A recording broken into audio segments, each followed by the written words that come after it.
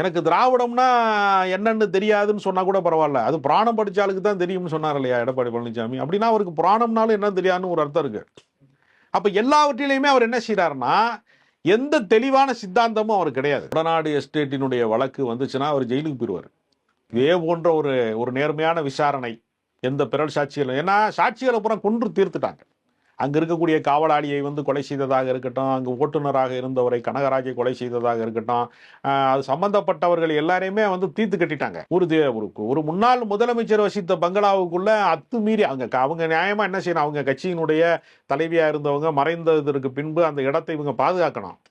இதுக்கு பதிலாக மின்சாரத்தை துண்டித்து விட்டு நள்ளிரவுல அங்க யாருமே போக விடாம பிளாக் பண்ணிட்டு உள்ள புகுந்து காவலாளியை கொலை செய்து உள்ள போய் முக்கியமான தஸ்தாவேஜுகளையும் முக்கியமான பத்திரங்களையும் எல்லாவற்றையுமே அவங்க எடுத்து சசிகலாவினுடைய அரசியல் வாழ்க்கையை சூனியமாக்குவதற்காக உள்ள போய் செஞ்சாங்க அப்படிங்கிறதான் உண்மை. சசிகலாவனால இன்னைக்கு எந்த ரியாக்ஷனுமே கொடுக்க முடியல.